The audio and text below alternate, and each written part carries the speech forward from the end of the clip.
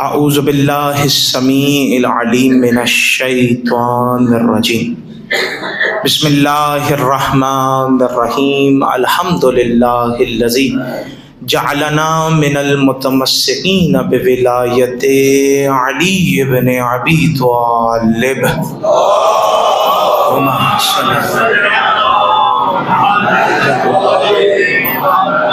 الحمد للہ الملک الحق المبین الصلاۃ والسلام علی اشرف الانبیاء والمرسلین خاتم النبیین رحمت للعالمین شفیع المذنبین ابی القاسم محمد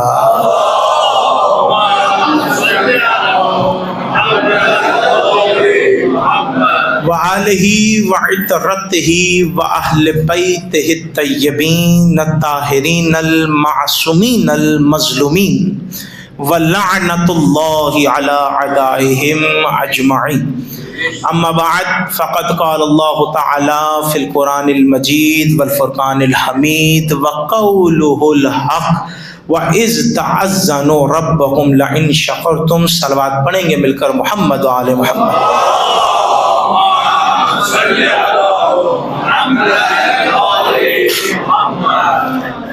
حمد صلی اللہ کی شکر اس خالق کا کہ جس نے ہمیں یہ موقع دیا کہ اس محفل میں آ کر اس مجلس اعظا میں بیٹھ کر ہم ذکر موسیٰ کاظم علیہ السلام کر سکیں۔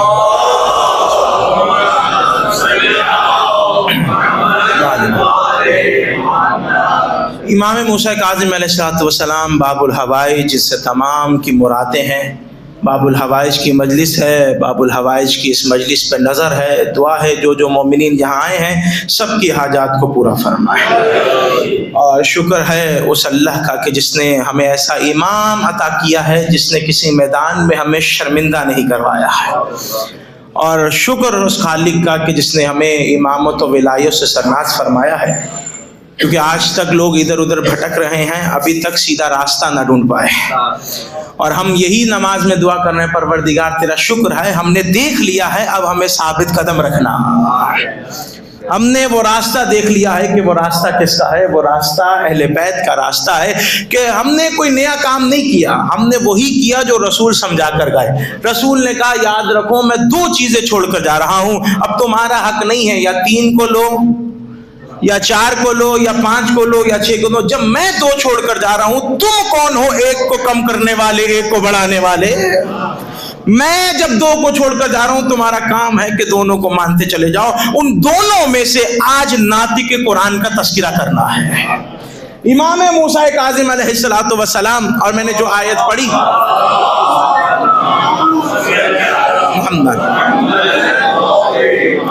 اور اس بات کو یاد رکھیے گا عزیزان محترم، قرآن کو سمجھنے کے لیے اہل بیت کے دروازے پر آنا پڑتا ہے، اور اہل بیت کو سمجھنے کے لیے قرآن کو دیکھنا پڑتا ہے، کیونکہ یہ دونوں ایک دوسرے کو سمجھا رہے ہیں، یہ دونوں ایک دوسرے کی پہچان کروا رہے ہیں۔ میں جملہ کہوں گا، جملے کی قدر کیجئے گا، قرآن کو دیکھیے کہ قرآن ہے کیا، تو جب قرآن کو دیکھیں گے تو سمجھ میں آئے گا کہ قرآن کا بڑا سورہ سورہ بقرہ بھی معجزہ ہے، قرآن کا چھوٹا سورہ کوثر بھی معجزہ ہے۔ جس طرح قرآن کے بڑے چھوٹے میں فرق نہیں ہوا کرتا، اس طرح امام کے بڑے چھوٹے میں فرق نہیں ہوا کرتا۔ وہ بچپن میں ہو پھر بھی امام ہوتا ہے، قدامت ہو کر بزرگ ہو جائے پھر بھی امام ہوا کرتا ہے۔ اللہم صلی علی محمد۔ توجہ عزیزان محمد، امام موسیٰ کاظم کا جب دور دیکھا جائے، میں چاہ رہا ہوں کہ آپ کی توجہ میری طرف مبذول ہو جائے تو پھر ہم اپنے موضوع کی طرف بڑھ جاؤں گا۔ امام موسیٰ کاظم کا دور، اب جب دور دیکھا جائے تو سمجھ میں آتا ہے کہ امام موسیٰ کاظم اور امام حسن عسکری علیہ السلام یہ دونوں وہ امام ہیں کہ جنہوں نے قید خانے میں رہ کر علم کو پھیلایا ہے قید خانے میں، لیکن علم کا کام جاری ہے۔ بادشاہ سمجھ رہا ہے کہ ہم نے قید کر دیا ہے، لیکن ان کا سمندر علم اسی طرح سے جاری ہے جس طرح سے قید خانے کے باہر جاری رہتا تھا۔ اب امام موسیٰ کاظم کے دور میں تھوڑی مشکل یہ پیش آئی کہ جب امام موسیٰ کاظم کا دور آیا اور قید خانے میں ہے تو اس وقت عروج پر تھے چاروں امام عروج پر تھے۔ امام مالک بھی تھے، امام حنفیہ بھی تھے، تمام چاروں کے چاروں امام جو ہیں وہ عروج پر تھے، اور وہ یہ حیثیت رکھتے تھے اس وقت کہ وہ فتویٰ دیں، اور وہ فتویٰ دے رہے تھے، فتویٰ دے رہے ہیں. یعنی امام موسیٰ کاظم ہیں زندان میں، اور وہ چاروں امام فتویٰ دے رہے ہیں. کوئی کچھ کہہ رہا ہے. اچھا 3 گروہ ہیں اس دور میں کہ جو عروج پر آئے ہیں. ایک یہ چاروں امام، ایک وہ جو صوفی حضرات تھے، اور دوسرا وہ جو فلسفے سے کھیلتے تھے، جو فلسفے سے دنیا کے عقائد کو خراب کر رہے تھے، اور وہ جو صوفی حضرات جو عقائد کو بگاڑ رہے تھے اور کسی اور طرف لے کر چل رہے تھے، اور تیسرا یہ امام. اب یہ تینوں ایک طرف ہیں، میرا مولا ایک طرف ہے. یہ تینوں ایک طرف اور میرا مولا زندان میں ایک طرف ہے. لیکن قسم خدا کی امام زندان میں بھی ہو تو امام ہوتا ہے. جملہ سماعت فرمائیے گا. امام کے ہوتے ہوئے باقی امام فتویٰ دے رہے ہیں، لیکن کسی امام کی یہ جرت نہیں ہے امام کے ہوتے ہوئے کہہ دے کہ ان جدی. کاش میں جملہ پہنچا پاتا عزیزان محترم. کسی امام میں امام کے ہوتے ہوئے یہ ہمت نہیں ہے کہ کوئی فتویٰ دیتے ہوئے یہ کہہ دے کہ میرے بابا نے یہ کہا تھا، میرے بابا نے یہ کہا تھا. یہ فقط اور فقط اختیار میرے مولا کاظم کا تھا. زندان میں بیٹھے ہوئے بھی فتویٰ دیا تو کہا میرے بابا نے کہا تھا، ان کے بابا نے ان سے کہا تھا، ان کے بابا سے ان سے کہا تھا. اب جب شجرہ بیان کیا تو کہا اب ہمارے مقابلے میں فتویٰ وہ دے جو اس طرح کا شجرہ رکھتا ہو. پہنچی گفتگو عزیزان محترم. ان جدی کہہ کر کسی میں جرت نہیں تھی کہ امام کے ہوتے ہوئے فتویٰ دے. وہ کس کا اختیار ہے، وہ کس کا کمال ہے، وہ کس کے جد ہیں؟ فقط اور فقط امام موسیٰ کاظم کہ بیٹھے ہوئے پیغام بھی دے رہا ہے. اب میں نے جو آپ کے سامنے اب نے آیت پڑھی، اس آیت کو دیکھیے گا. آیت میں پروردگار کر بسم اللہ الرحمن الرحیم وَإِذْ تَعَذَّنَ رَبُّكُمْ لَئِن شَكَرْتُمْ، کہ جو میں نے تمہیں نعمتیں دی ہیں تم اس کا شکریہ میری بارگاہ میں ادا کرو، اور اگر تم نے شکرانے نعمت کے بجائے کفرانے نعمت کیا تو یاد رکھنا میرا عذاب بھی بڑا شدید ہے. اللہ قرآن میں کہہ رہا ہے کہ میں نے جو تمہیں نعمتیں دی ہیں، اگر تم نے ان نعمتوں کا تذکرہ اور ان نعمتوں کا شکر میری بارگاہ میں ادا کر دیا تو میں تم پر اپنی نعمتوں کی زیادتی کرتا چلا جاؤں گا، میں تم پر اپنی نعمتوں کو بڑھاتا چلا جاؤں گا. اور اگر تم نے ان نعمتوں کا کفران کیا تو میرا عذاب بھی بڑا شدید ہے. یعنی اللہ نے جتنا کچھ دیا اس کے بدلے میں مانگا ہے شکر. اس کے بدلے میں اللہ چاہ رہا ہے کہ ہم اس کا شکر ادا کریں. توجہ ہے عزیزان محترم. اللہ اس کے بدلے میں چاہ رہا ہے کہ ہم شکر ادا کریں. پروردگار تو نے اتنی نعمتیں دی ہیں، ہم نے شکر ادا کیا ہے. بتا تو صحیح تیری اتنی نعمتیں ہیں، تیری سب سے بڑی نعمت کا نام کیا ہے کہ جس کا شکر ہم تیری بارگاہ میں ادا کریں تو ہمارا شکر شمار ہو جائے کہ ہم نے شکر ادا کیا ہے. تو کہا میری سب سے بڑی نعمت وہ ہے کہ جس کے لیے میں نے تمام نعمتوں کو بنایا ہے. میری سب سے بڑی نعمت وہ ہے کہ جس کے لیے میں نے حدیث کسا میں کہا ہے انی ما خلقت سماء مبنیۃ ولا ارض مدیۃ ولا قمر منیرا. میری سب سے بڑی نعمت وہ ہے کہ جس کے لیے میں کہہ رہا ہوں لولاک لما خلقت الافلاک. اے حبیب اگر تجھے بنانا مقصود نہ ہوتا، اے حبیب اگر تجھے بنانا مقصد نہ ہوتا تو میں اس کائنات کی نعمتوں کو خلق نہ کرتا، میں اس افلاک کو خلق نہ کرتا. یعنی سب سے بڑی نعمت کا نام ہے محمد مصطفیٰ. اللہم صلی علی محمد علیہ. اللہ کی سب سے بڑی نعمت کا نام ہے محمد مصطفیٰ. پروردگار تو نے محمد مصطفیٰ کو نعمت کہا اور ہمارے درمیان بھیج دیا اور کہا کہ یہ تیری نعمت ہے، اور نعمت کے بدلے میں تو نے مانگا شکر. ہم نے شکر اس طرح سے ادا کیا کہ تو نے کہا اسے نبی مانو، ہم نے چپ چاپ نبی مان لیا. تم نے کہا اسے ولی مانو، ہم نے اسے چپ چاپ ولی مان لیا. تم نے کہا اسے رسول مانو، ہم نے چپ چاپ اسے رسول مان لیا. تم نے کہا اسے امام مانو، ہم نے چپ چاپ اسے امام مان لیا. تم نے کہا اسے عالم مانو، ہم نے چپ چاپ اسے عالم مان لیا. جو تو کہتا گیا ہم شکر کے بدلے میں اسے مانتے چلے گئے. اب تو بتا کہ ہم نے محمد مصطفیٰ جیسی نعمت کا شکریہ تیری بارگاہ میں ادا کر لیا ہے. تو بتا تو نے ہم پر نعمتوں کو بڑھایا کیسے ہے، تو نے ہم پر نعمتوں کی زیادتی کیسی کی ہے کہ جب تم نے محمد جیسی نعمت کا شکریہ ادا کیا تو ہم نے تمہیں علی جیسی نعمت سے نواز دیا. اور جب تم نے علی جیسی نعمت کا شکریہ ادا کیا تو ہم نے تمہیں حسن جیسی نعمت سے نواز دیا، اور جب تم نے حسن جیسی نعمت کا شکریہ ادا کیا تو ہم نے تمہیں حسین جیسی نعمت سے نواز دیا، جب تم نے حسین جیسی نعمت کا شکریہ ادا کیا تو ہم نے تمہیں امام زین العابدین جیسی نعمت سے نواز دیا، اور جب تم نے امام زین العابدین جیسی نعمت کا شکریہ ادا کیا تو ہم نے تمہیں محمد باقر جیسی نعمت سے نوازا، اور جب تم نے باقر جیسی نعمت کا شکریہ ادا کیا تو ہم نے تمہیں جعفر صادق جیسی نعمت دے دی، اور جب تم نے جعفر صادق کا شکریہ ادا کیا تو ہم نے تمہیں موسی کاظم جیسی نعمت سے نواز دیا ہے۔ اللہم صلی علی محمد۔ توجہ عزیزان محترم، امام موسیٰ کاظم جیسی نعمت سے نواز دیا۔ اب یہ نعمت ہے کہ جس کا اللہ شکریہ مانگ رہا ہے۔ اور جب نعمت کا مفہوم کیا ہے؟ نعمت کہتے کسے؟ نعمت کہتے ہیں مفید کو۔ نعمتوں کے بارے میں پروردگار کہہ رہا ہے کہ میری اتنی نعمتیں ہیں کہ تم شمار نہیں کر سکتے۔ ایک ہوتا ہے کہ تم گن سکتے ہو، ایک ہے کہ شمار میں ہی نہیں ہے، تم گن ہی نہیں سکتے، اتنی نعمتیں ہیں۔ جب نعمتوں کا تذکرہ ہوا تو امیر المومنین کے پاس ایک شخص آیا، کہنے لگا مولا رسول اللہ کے اخلاق بتائیے، رسول اللہ کے اخلاق کتنے ہیں؟ مولا نے فرمایا کہ تو دنیا کی نعمتیں بتا۔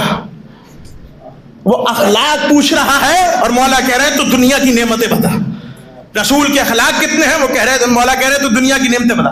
کہنے لگا مولا قرآن نے خود کہا ہے کہ دنیا کی نعمتیں گن نہیں سکتے۔ مولا نے کہا تم نے یہ نہیں سنا؟ قرآن کہہ رہا ہے متاؤں دنیا قلیل، دنیا کی نعمتیں قلیل ہیں، اور تم نے یہ نہیں سنا قرآن کہہ رہا ہے کہ میرے رسول کے اخلاق عظیم ہے؟ جب تو قلیل نہیں گنوا سکتا ہے تو میں عظیم کیسے گنوا دوں گا؟ صلوات کا ہدیہ پڑھیں گے مل کر محمد آل محمد۔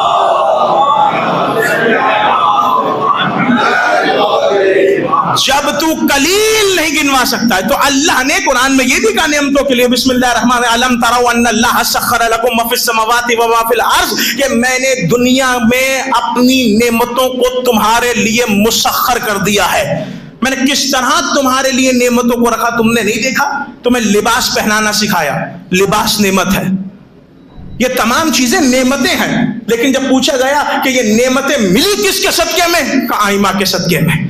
کہ سب سے بڑی نعمت ہے آئمہ علیہ السلام، سب سے بڑی نعمت ہے۔ میں نے کہا نعمت کا مطلب یہ ہے کہ مفید ہونا، فائدے مند ہونا، وہ آپ کو کبھی نقصان نہ پہنچا سکے، نعمت اسے کہتے ہیں۔ اب سوال ہوگا اگر نعمت اسے کہتے ہیں کہ جو فائدے مند ہو، تو جب نعمت کا لفظ آتا ہے تو سب سے پہلے نعمت کا لفظ اولاد پر صدق آتا ہے کہ یہ اولاد نعمت ہے۔ بیٹی کو رحمت کہتے ہیں، اولاد کو نعمت کہتے ہیں، یعنی بیٹے کو نعمت کہتے ہیں، اولاد کو نعمت کہتے ہیں۔ میرے توجہ رکھیے گا اس طرف، اولاد کو نعمت کہا جاتا ہے۔ کہا لیکن ہم نے دیکھا کہ اولاد آگے جا کر کبھی کبھی ماں باپ کے لیے نقصان دہ بھی ثابت ہوتی ہے۔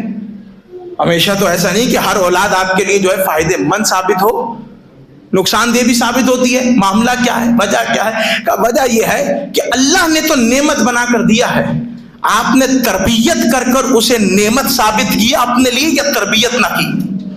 جو فرما بردار نہیں ہے اس کی بات آئے گی آپ کی تربیت پر کہ ہم نے ایسی تربیت کی یا نہیں کی۔ یہ بات ہے تربیت، اللہ نے نعمت بنا کر، یعنی نعمت کا مفہوم ہے کہ مفید ہونا، فائدے مند ہونا۔ اب یہ امام ہے نعمت عظمیٰ، اب یہ امام ہے نعمت کبریٰ، کہ جس سے ہمیں دیا بھی، شکریہ بھی مانگا، اور کہ صرف شکریہ کر کر تمہاری بات مکمل نہیں ہو جائے گی۔ جب تم محشر میں میرے سامنے آؤ گے تو اس نعمت کے بارے میں میں سوال بھی کروں گا۔ یہ نعمت ہے کہ اس کے بارے میں صلوات پڑھیں مل کر محمد آل محمد پر۔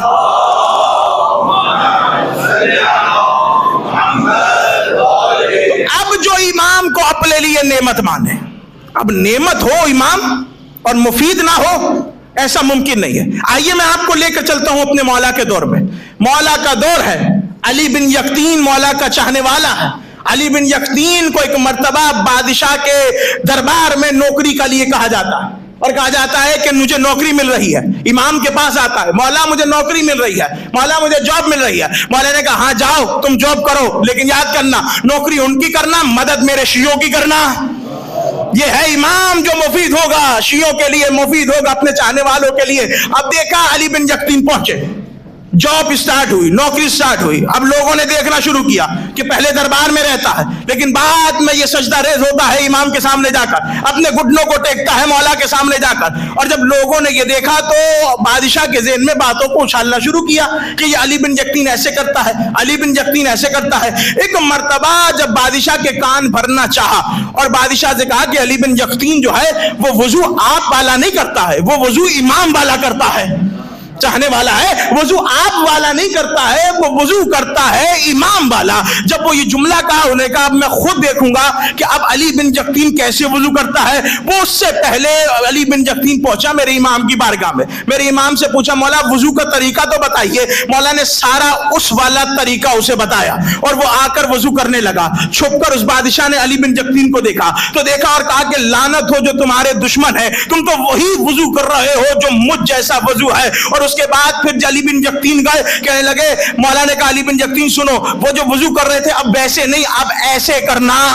पहुंचा जुमला अजीजान, अब वैसे नहीं, अब ऐसे करना जैसे मैं बता रहा हूं। और दोबारा अली बिन यकीन वैसे वजू करने लगे। मतलब क्या है इस जुमले का? मतलब यह है कि मौला कह रहे थे अली बिन यकीन तुम मेरी शियों की मदद करते रहना, मैं तुम्हारी मदद करता रहूंगा। नजर है इमाम की,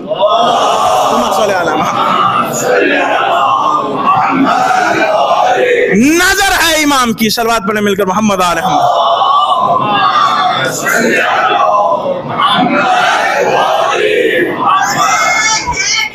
यार नजर मेरी तरफ रखिएगा, आवाज मेरी पहुंचती रही है। ये नजर है मेरे इमाम की जो हर शिया पे टिकी हुई है, कि जो देख रहे हैं। यानी पैगाम ये दिया जा रहा है कि अगर तुम्हें कोई मुश्किल आ जाए, कभी परेशानी आ जाए, कभी किसी का दबाव आ जाए, तो किसी और के दरवाजे पर मदद लेने से पहले अपने इमाम को एक मर्तबा याद तो कर देखो, अपने इमाम को एक मर्तबा पुकार कर तो देखो। इसी तरह अली बिन यकीन पर एक और वक्त आ गया कि अली बिन यकीन को बादशाह वक्त ने एक दिया कपड़ा जो सोने की तारों से हुल्ला सिला हुआ था, वो लेकर गए अली बिन यकीन मौला के पास और कहने लगे मौला ये मैं आपको हदिया करना चाहता हूं। मौला ने कहा मैं नहीं रख सकता हूं, तुम इसे संभाल कर अपने पास रखना। अली बिन यकीन कहता मुझे बुरा तो लगा कि मेरे मौला ने मेरे हदिये को कबूल नहीं किया, लेकिन मौला का हुक्म था कि संभाल कर रखना, इसलिए मैंने उसे लाकर संभाल कर रख दिया। कल लोगों ने ये देखा, जाकर बादशाह को बताया और लोगों को बादशाह को बताकर कहा कि ये क्या कर रहा है अली बिन यकीन, ये आपसे लेता है, इमाम को दे देता है, आप इसको देते हैं, या आगे बांध देता है, या आगे अपने इमाम की नजर कर देता है। जब इतना जुमला कहा बुलाओ अली बिन यकीन को। अली बिन यकीन को खड़ा किया, कहा क्या मामला है, जो मैं तुम्हें देता हूं तुम आगे दे देते हो, कहा क्या हुआ, मामला क्या है? कहा मामला यह है कि जो मैंने तुम्हें हुल्ला दिया था वो हुल्ला कहां है? कहने लगे कि मेरे गुलाम को घर भेजिए और घर में उस मकाम पर पड़ा है उसे मंगवा लीजिए। अब जब वो लेकर आया तो देखा, अब ये देखा बादशाह ने, कहा कितने हासिद हैं लोग, कितना चलते हैं तुमसे, कितने हासिद हैं लोग। और अब अली बिन यकीन वो हुल्ला लेकर पलट रहा है, कह रहा वाह मौला आपने किस तरह से मेरी मदद की है। वो जो है अजीज़ान अल्लाहुम्मा सल्ली अलैहि, ये नेमत है जो मुफीद साबित हो रही है अपने चाहने वालों के लिए। जो नफीद ना हो उसे नेमत नहीं कहते हैं। अब देखिएगा हर मकाम पर ही आपको फायदा पहुंचाएंगे। कभी दुआ कर कर तो देखिए, कभी पहचान कर तो देखिए, कभी मार्फत तो हासिल कीजिए, कभी पहचानिए तो सही।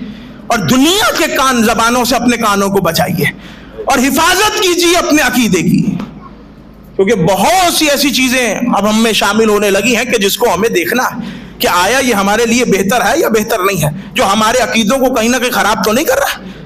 हमारे बच्चों के जहनों में डालना है कि याद रखो कि ये जो अली थे, जो मौला थे, जो आइमा है, ये तमाम इनका मयार अलग है और लोगों का मयार अलग है। इनकी विलायत अलग है और विलायतें अलग है। इनका काम अलग है, औरों का काम अलग है। जो ये कर सकते हैं वो कोई नहीं कर सकता। जो इनका इख्तियार है वो किसी और का इख्तियार नहीं है। और इनका इल्म किसी से हासिल किया हुआ नहीं है। इनका इल्म जो है इल्म लदुन्नी के मालिक है। یہ علم وہ ہے. اب علم کی کیا تعریف بتاؤں؟ قرآن کہہ رہا ہے بسم اللہ الرحمن الرحیم الرحمن علم القرآن خلق الانسان. رحمان وہ ہے کہ جو پہلے تعلیم دیتا ہے پھر انسان کو خلق کرتا ہے. کہ یہ کون سا انسان ہے جسے پہلے تعلیم دی جا رہی ہے, بعد میں خلق کیا جا رہا ہے, بعد میں دنیا میں بھیجا جا رہا ہے؟ کہ دیکھو تو صحیح, 13 رجب کو علی آ رہے ہیں ہاتھوں پر اور آتے ہی کہہ رہے ہیں تورات سناؤ, زبور سناؤ, انجیل سناؤ یا قرآن سناؤ. بتا دیا یہ وہ ہے جو یہاں آ کر نہیں پڑھتے, وہاں سے پڑھ کر آیا کرتے ہیں. توجہ عزیزان, وقت نہیں ہے میرے پاس عزیزان محترم. امامت ہے اور امامت کی پہلی دلیل ہے علم ہونا. اب قرآن ہے, قرآن پوچھتے جائیے. پروردگار نے قرآن میں اعلان کیا کہ ان اللہ اصطفیٰ علیکم وزادہ بسطۃ فی العلم والجسم. ہم اگر کسی کو چنتے ہیں تو کس بنیاد پر چنتے ہیں؟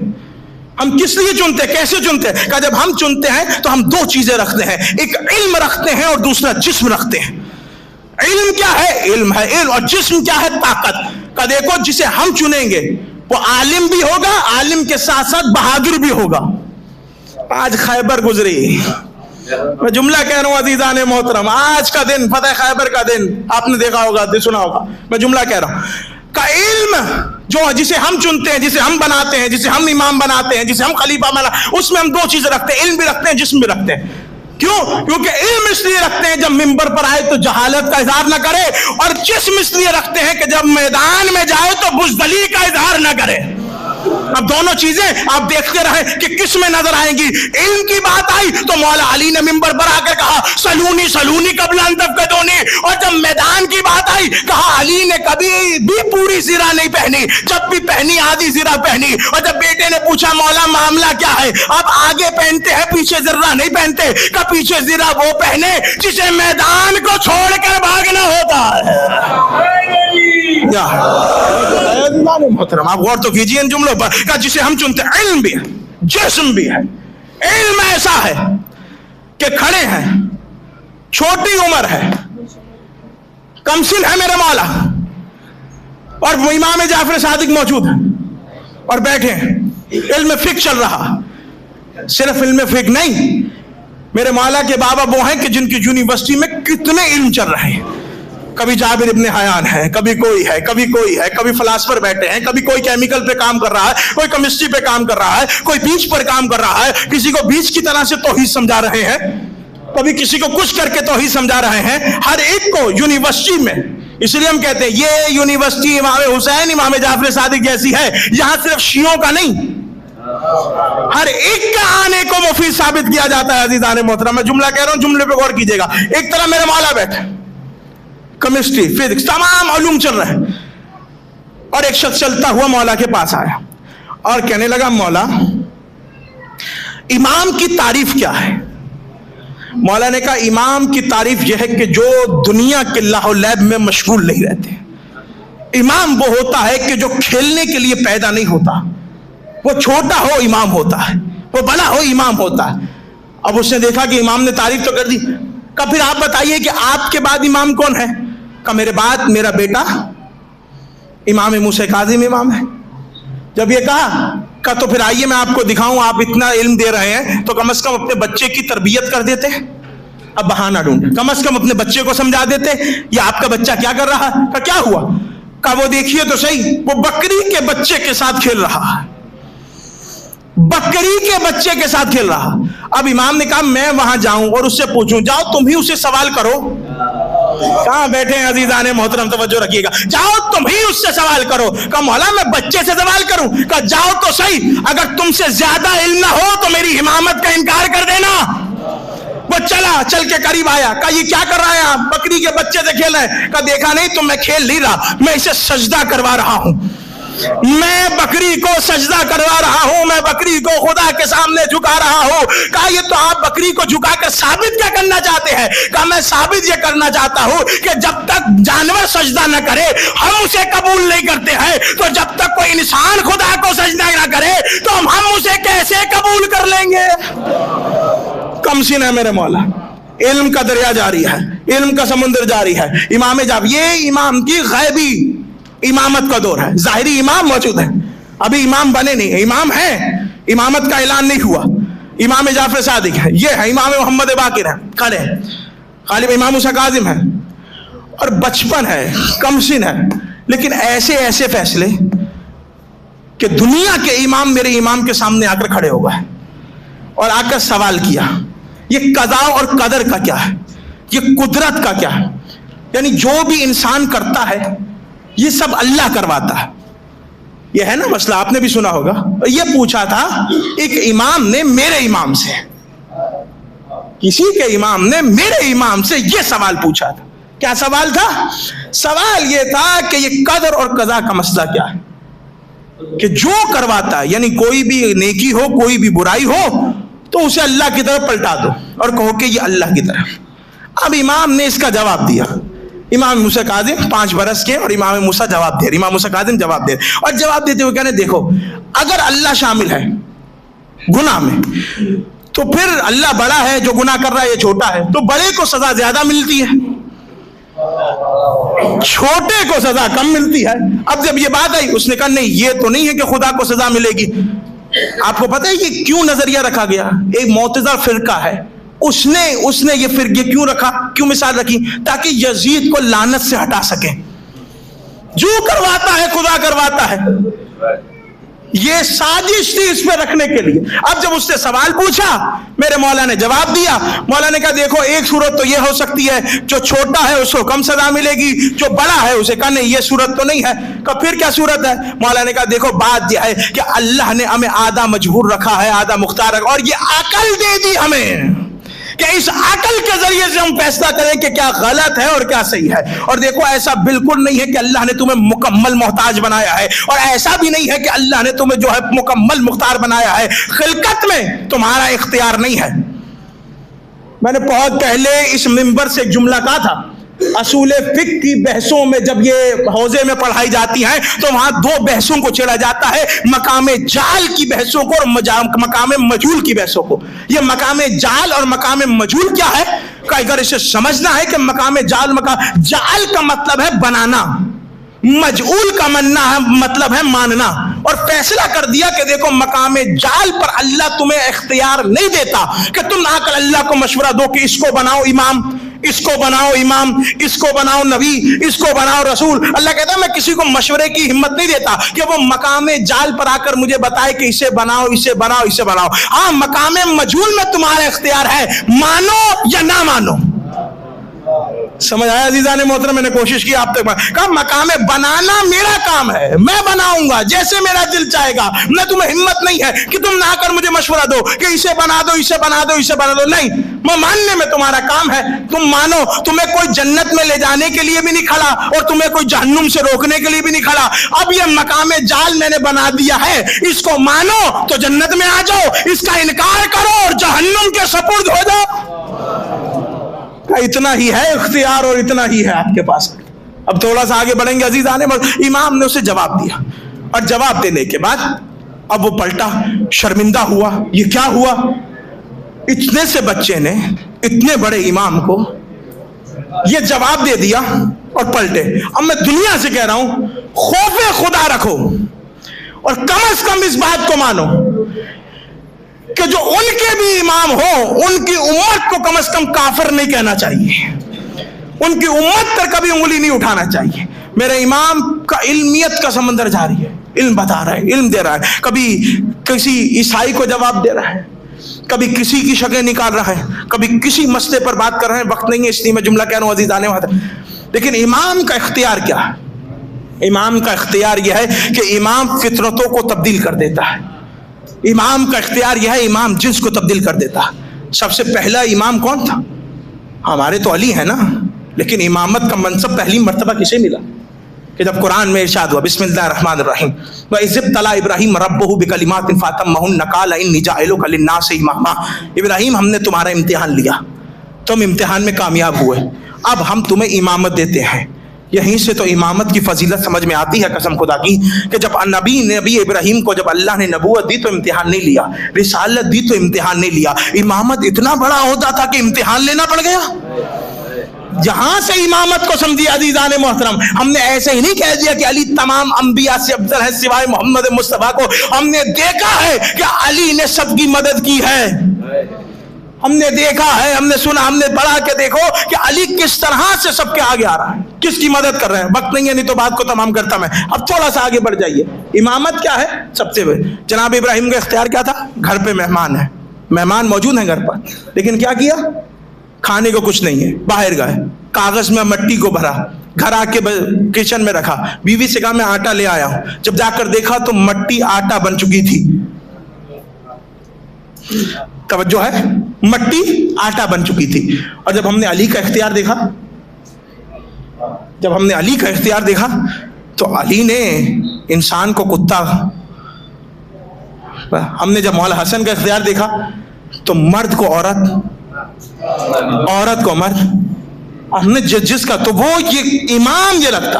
لیکن فرق ہے, اور آج بھی میرا دعویٰ ہے کہ ہمارے امام جتنے بھی ہیں جناب ابراہیم سے افضل ہیں.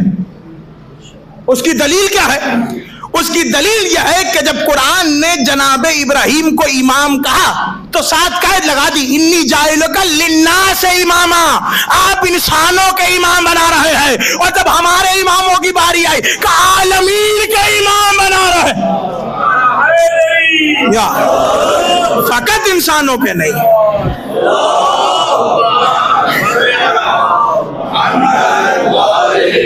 فقط انسانوں کے نہیں, یہ بدلنا جانتے ہیں, رسول کی سیرت پر چلنا جانتے ہیں.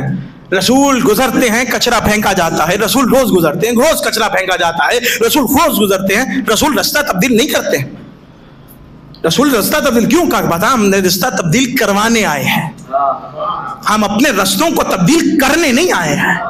اسی طرح میرا امام موسیٰ کاظم قید میں ہے اور زندگی کا کافی حصہ قید میں گزار دیا.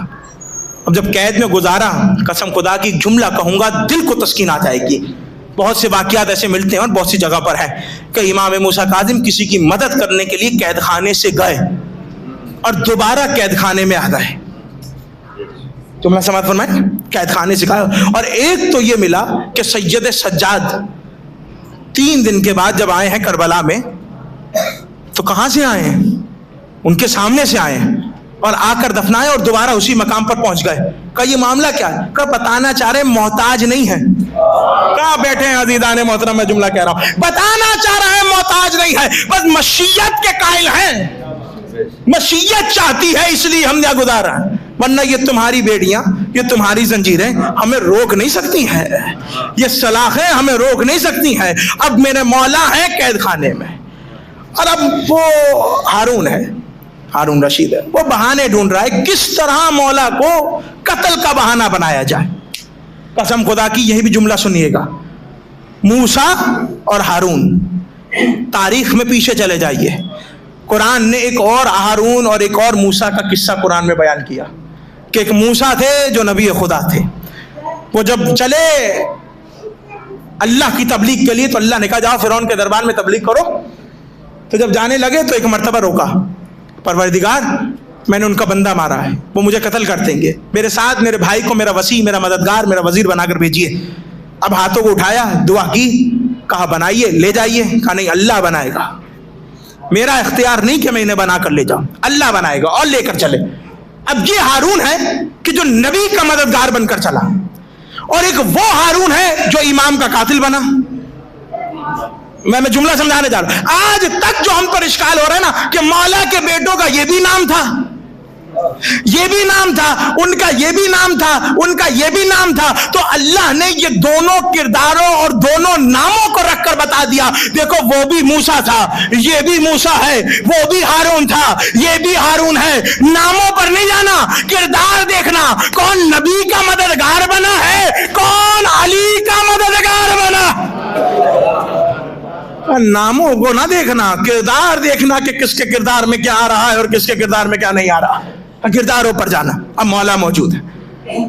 ایک کسی نے سوچا کہ کام کیا جائے کہ مولا کے زندان میں کسی فاحشہ عورت کو بھیجا جائے اور جب آوازیں بلند ہو جائے, یہ امتحان ہے میرے مولا موسیٰ کاظم کا, قسم خدا کی, مولانا موسیٰ کاظم وہ ہیں کہ جو کسی جگہ سے گزر رہے ہیں اور بس کسی موسیقی کی آواز کو سنا تو فوراً کہہ دیا کہ نہیں، میرا زندان تبدیل کرواؤ، مجھے وہ تنگ زندان قبول ہے اس بڑے زندان سے کہ جہاں میرے کانوں میں یہ آوازیں آئیں۔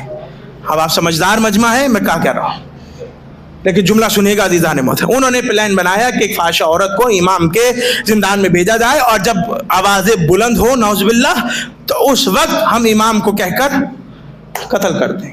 اب الگ الگ روایتیں، الگ الگ انداز ہر کتاب میں موجود ہیں، لیکن واقعہ آپ سنتے جائیے عزیزان محترم۔ امام موسیٰ کاظم وہ ہیں کہ جنہوں نے اپنے قید خانے کے باہر کھڑے ہوئے جو دربان ہیں، جو سپاہی ہیں، ان کو پریشان کر رکھا ہے۔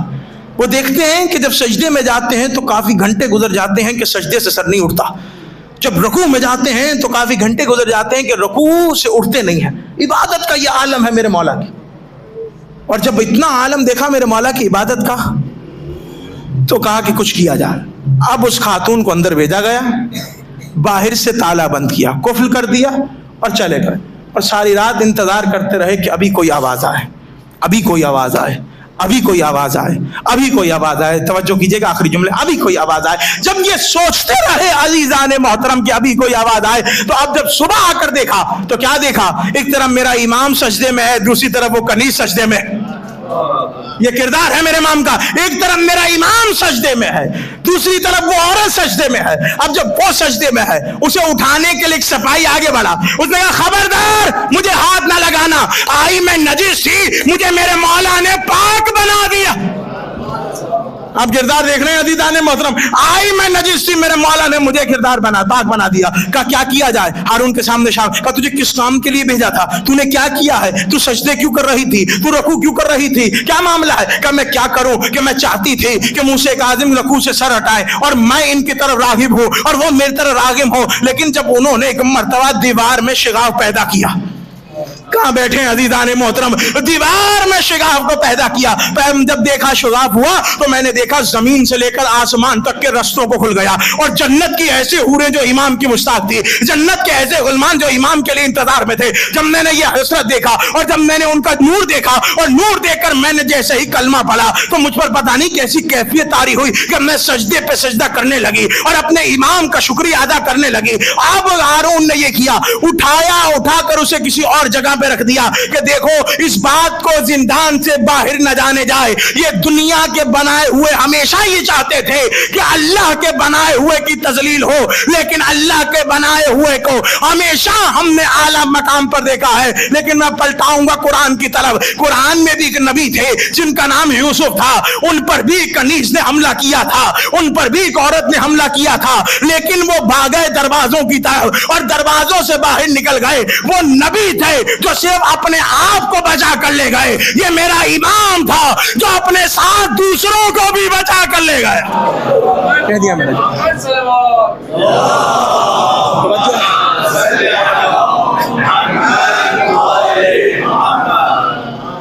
یہ میرا امام تھا قسم خدا کی، کہ جو اپنی فکر رہی، اپنے ساتھ دوسرے، انہوں نے صرف اپنے تقوی کو دیکھا، اپنے معیار کو دیکھا، مولا نے اسے بھی تبدیل کر کے رکھ دیا کہ جو میرے مولا کے قریب آیا۔ جملہ کہوں گا، اب ایک وقت وہ آیا کہ سندھی بن شاہک کے قید خانے میں ہے میرا مولا، اور کوئی آیا، مولا نے کہا دیکھو مولا ہے، اور کسی کو دکھایا، اس نے دیکھا، دیکھنے کے بعد حیران ہوا، کہنے لگا تم کہہ رہے ہو اس زندان میں مولا ہے، لیکن مجھے تو ایسے لگ رہا ہے جیسے کوئی سفید چادر پڑی ہوئی ہے۔ کہنے لگا غور سے دیکھو یہی تمہارے مولا ہے۔ اور جب یہ کہا کہ غور سے دیکھو یہی تمہارے مولا ہے، جب دیکھا کہا مولا بھوک کے مارے، سندھی بن شاہک نے بڑا ظلم کیا ہے میرے مولا پر، 3 سے 4 زندانوں سے میرے مولا کو نکالا گیا، کیونکہ جو میرے مولا کے فضائل سنتا تھا، جو میرے مولا کا معیار دیکھتا تھا، وہ اپنے ظلم کو کم کر دیتا تھا۔ اب سندھی بن شاہک نے کہا کہ نہیں، مجھے ان کا یہ نہیں دیکھنا ہے اور مجھے ان پر ظلم کرنا ہے۔ وہ کھانا بھی کم دیتا تھا اور دیکھا بھی اور ظلم بھی ہر طریقے سے کیا، اور کافی ذاکرین سے یہ سنا ہے کہ زندان اس نوعیت کا تھا کہ زندان میں نیزے لگے ہوتے تھے، جب رکوع میں جاتے تھے کبھی کوئی نیزہ لگتا تھا، जब सजदे से सर उठाते थे कभी कोई नेजा रखता था। कहा 14 बरस मेरा मौला सर झुका कर बैठा रहा है जिंदान में, कमर सीधे करने नहीं पड़ी जिंदान में। अज़ादारान मजलूम में करबला वक्त आ गया, सिंधी बिन शाहक ने 20 खजूरों में जहरों को डाला। अब जहर को डालकर मेरे मौला के करीब भेजा। अब मेरे मौला वो खजूर को देख रहे हैं और रो रहे हैं। उस खजूर को उठाकर मेरे मौला ने हारून के कुत्ते की तरफ फेंका। हारून के कुत्ते ने उस खजूर को खाया। रिवायत कहती है खजूर का टुकड़ा कुत्ते ने खाना था। एक मर्तबा उसे खून की उल्टियां और जिगर के टुकड़े कट कट कर बाहर आ रहे थे। अब मेरे इमाम ने खजूर खाना शुरू की। खजूर खाते जा रहे, 7 दाने मेरे इमाम ने खजूर के खाए हैं। अब जब 7 दाने मौला ने खा लिए, जिंदगी कहता है मौला और खाइए। कहा नहीं, तेरा काम हो गया और जो तू चाहता है वो हो गया। अब मेरा मौला काज़े आज़ादारों, बच्चों को पता होना कि मेरा बाबा मर गया है, उसे बर्दाश्त हो जाता है कि हाँ मर गया है, अब कोई बात नहीं है, अब मर गया है। लेकिन जिन बच्चों को पता हो कि जिंदान में है, मेरा बाबा कब आएगा और मैं कब उनका चेहरा देखूंगा, और इमाम रजा तो इंतजार करते रहे। लेकिन जानते हैं एक बेटी भी है जिनका नाम फातिमा मासूमा को बीबी आपको पुरसा दे रहे हैं आपके बाबा का। बीबी बड़ी कैद देखी आपके बाबा ने, बीबी बड़ा जुल्म हुआ। जानते हैं मौला को जिंदान में रखा, आखिरी वक्त आ गया और मेरे मौला इस दुनिया से रुखसत हुए। लेकिन इमाम रज़ा, मैं जुमला कहूं बीबी मासूमा कौम, आपने बाबा का इंतजार किया, आपने बाबा का इंतजार किया, आपने अपने बाबा को देख ना सके। लेकिन मौल बीबी, जब आपके बाबा का साया गुजर गया ना, तो आपको किसी ने तमाचे नहीं मारे, आपको किसी ने ताजियाने नहीं मारे। बीबी मासूमा कौम, आइए करबला में देखिए, यहाँ सकीना के सर से बाबा का साया उठा और किसी ने तमाचे। हौसला कीजिएगा दादाराने बदलो में करबला। बड़ा गरीब है बाबुल हवाइज मेरा, और बड़ा मजलूम है, और बड़ा बेवतन है मेरा मौला। अदादारो, बच्चों को देखा नहीं, इमाम रज़ा आखिरी वक्त पहुंचे हैं, गुस्ल में शरीक हुए, गुस्ल दिया, कफन दिया। मैं जुमला पढ़ूंगा बर्दाश्त करना, आपका काम है मौला रज़ा। इतनी दूर रह कर भी बाबा के आखिरी वक्त में आ गए और कफन दे दिया और गुस्ल दे दिया। सलाम हो मेरा गयूर बेटे सैयद सज्जाद पर, और बाबा का लाशा और करबला की रेत पर पड़ा है। हाथों को जोड़ के कहते बाबा, और मेरे हाथ खुले होते।